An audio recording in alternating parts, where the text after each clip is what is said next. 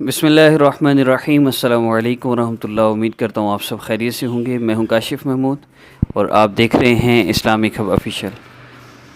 آج کی ہماری ویڈیو میں ہم حاجت وظائف سیریز نمبر 12 سٹارٹ کر رہے ہیں۔ میں یہ عرض کرتا چلوں کہ جتنے لوگ بھی چینج یور لائف کورس کے سیٹ اپ میں شامل ہیں ان کے لیے حاجت وظائف سیریز ضروری ہے، اور وہ لوگ جو حاجت وظائف سیریز پہلی دفعہ دیکھ رہے ہیں ان سے بھی، اور جو پہلے کریں ان سے بھی میں یہ عرض کرتا چلوں کہ نمبر 12 وظیفہ کرنے کے بعد آپ نمبر 1 سے اگین سٹارٹ کر کے تو پچھلے وظائف بھی لازمی کیجیے۔ یہ 40 وظائف ان کا سیٹ اپ ہے۔ یہ وہ وظائف ہیں جو آج تک پچھلے 5 سال کے اندر ہم نے مختلف لوگوں کو ان کے مسائل کے حل کے لیے اعمال کروائے، اور جن اعمال سے ان لوگوں کو فائدہ ہوا ان اعمال کو ہم نے ایک کورس میں جمع کیا، اس کو ایک سیریز میں جمع کیا اور حاجت وظائف سیریز کا نام دیا۔ اب اس سیریز میں انشاءاللہ ان سارے وظائف سے جتنے میں عرض کر رہا ہوں 40 وظائف ہے ٹوٹل۔ ان 40 وظائف کے مکمل ہونے سے پہلے انشاءاللہ آپ کا دنیا آخرت کا بڑے سے بڑا مسئلہ بھی انشاءاللہ حل ہو جائے گا۔ مسئلہ کوئی بھی ہو، شادی کا مسئلہ ہے، کاروبار کا مسئلہ ہے، رزق کا مسئلہ ہے، قرض سے نجات چاہتے ہیں، یا دنیا آخرت کا کوئی بھی آپ کا مسئلہ ہے، آپ نے اس عمل کو کرنا ہے۔ عمل کی ترتیب بہت آسان، بہت مختصر ہے، اور آقا پاک صلی اللہ علیہ وسلم کی احادیث مبارکہ کے مطابق ہے، اور اس سے انشاءاللہ فائدہ بہت زیادہ اور بہت جلدی لوگوں کو ہو رہا ہے، اس لیے آپ اس کو ہرگز مس نہ کیجیے گا۔ عمل کی ترتیب کی طرف بڑھنے سے پہلے عرض کرتا چلوں 5 وقت نماز کی پابندی، اپنے آپ کو گناہوں سے بچانا یہ بہت ضروری ہے۔ تلاوت قرآن پاک اور صدقہ کا اہتمام کریں گے تو انشاءاللہ بہت زیادہ فائدہ ہوگا۔ اور عمل کی ترتیب کی طرف بڑھتے ہیں تو آقا پاک صلی اللہ علیہ وسلم نے فرمایا، میرے صحابی، جب تم اللہ رب العزت سے دعا کرو تو یوں مانگو، اللہ رب العزت کی عظمت اور بڑائی بیان کرو، اس کے بعد جتنا ہو سکے مجھ پر درود پاک پڑھو، پھر جو چاہو اللہ سے مانگ لو۔ اب اللہ رب العزت سے مانگ لیجئے۔ ترتیب کیا ہے؟ اللہ رب العزت کی عظمت اور بڑائی قرآن پاک سے ہوگی، اس کے بعد درود پاک ہے، کم از کم 3 مرتبہ آپ نے درود پاک پڑھنا ہے، زیادہ کی کوئی حد نہیں۔ اس کے بعد آپ نے دعا کر لینی ہے، اور دعا کے بعد آخر میں پھر 3 مرتبہ درود پاک لازمی پڑھیے گا۔ جس دعا کی شروع آخر میں درود پاک نہ ہو وہ اللہ رب العزت کے ہاں پہنچتی ہی نہیں۔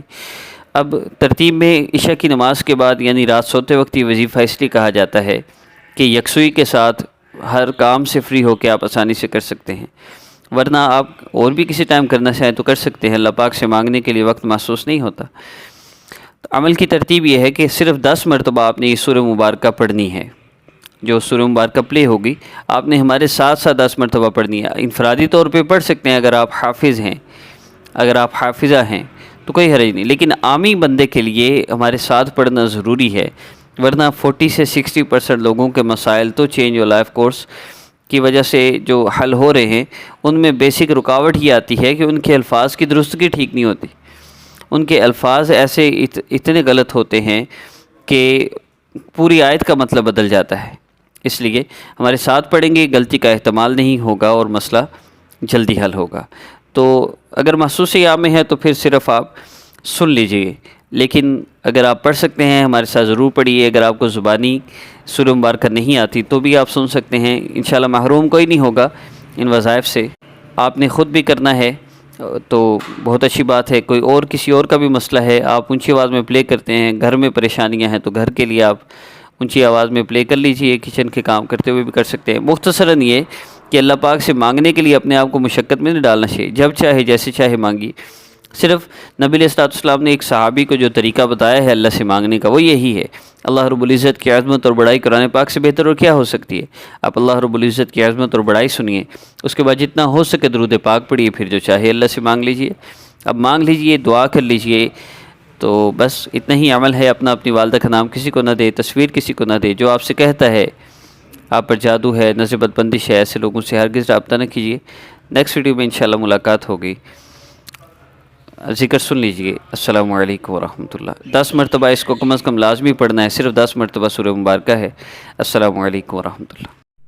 بسم اللہ الرحمن الرحیم قل یا ایہا الکافرون لا اعبد ما تعبدون ولا انتم عابدون ما اعبد ولا أنا عابد ما عبدتم ولا أنتم عابدون ما أعبد لكم دينكم ولي دين بسم الله الرحمن الرحيم قل يا أيها الكافرون لا أعبد ما تعبدون ولا أنتم عابدون ما أعبد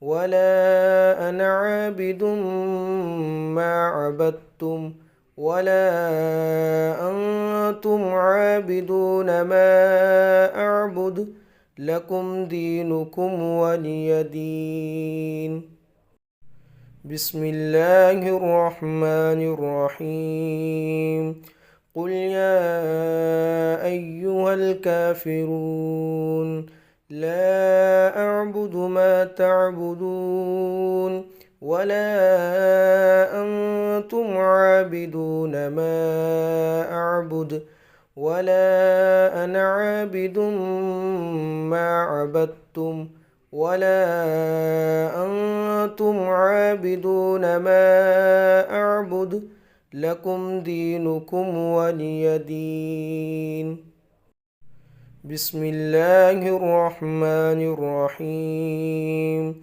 قل يا أيها الكافرون لا أعبد ما تعبدون ولا أنتم عابدون ما أعبد ولا أنا عابد ما عبدتم ولا أنتم عابدون ما أعبد لكم دينكم ولي دين بسم الله الرحمن الرحيم قل يا أيها الكافرون لا أعبد ما تعبدون ولا أنتم عابدون ما أعبد ولا أنا عابد ما عبدتم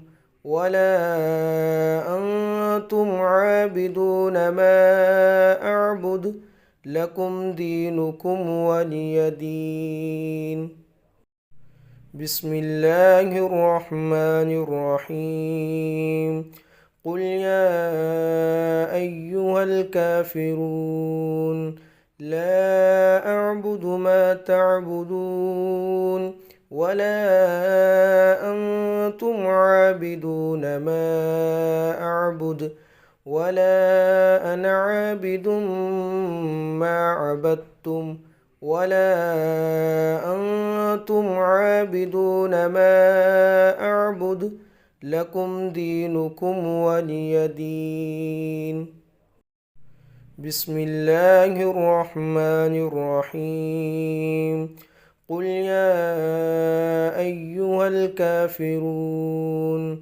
لا أعبد ما تعبدون ولا أنتم عابدون ما أعبد ولا أنا عابد ما عبدتم ولا أنتم عابدون ما أعبد لكم دينكم ولي دين بسم الله الرحمن الرحيم قل يا أيها الكافرون لا أعبد ما تعبدون ولا أنتم عابدون ما أعبد ولا أنا عابد ما عبدتم ولا أنتم عابدون ما